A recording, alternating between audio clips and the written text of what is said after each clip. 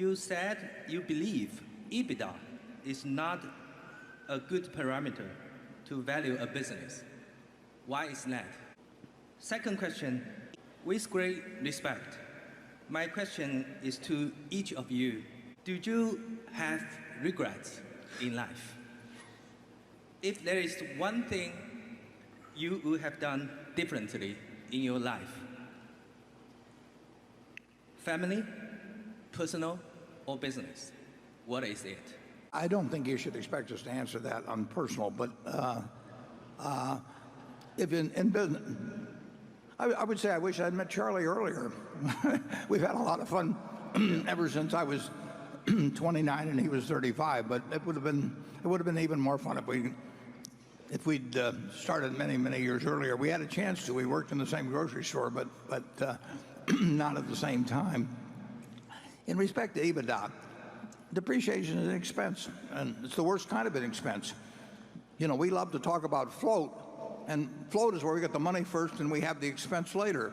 Depreciation is where you spend the money first, you know, and then record the expense later. And it's reverse float, and it's not a good thing.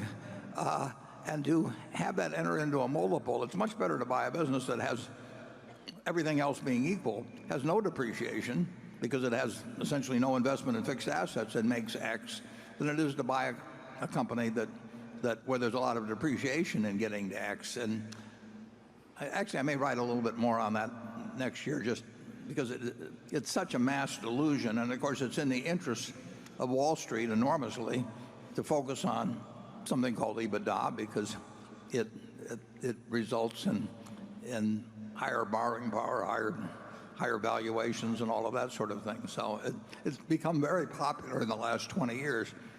But it's a very misleading statistic, can be used in very pernicious ways. Charlie, on either one of those subjects? I think you've understated the horrors of the subject and the disgusting nature of the people that brought that term into the valuation of business. It would be like a leasing broker of real estate you had a 1,000 square foot new suite to be leased, and he says it's got 2,000 feet in it. That's not honorable behavior, and that's the way that term got into common usage. Nobody in his right mind would think that depreciation is not an expense.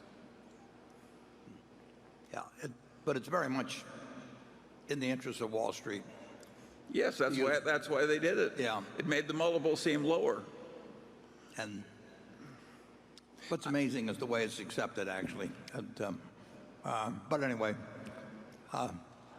it just illustrates how people use language, you know, and sell concepts that work to their own use. And 2 and 20 has the same sort of thing. I mean, the number of people, the amount of money that's overperformed after paying 2 and 20 compared to the expenses that have been incurred, I will assure you, makes for a terrible indictment of that particular arrangement. But as long as it can get sold, it will get sold. And now they use it in the business schools. Now that is horror squared. I mean, it's bad enough that a bunch of thieves start using a term, but when it gets so common, the business schools copy it. That's not a good result.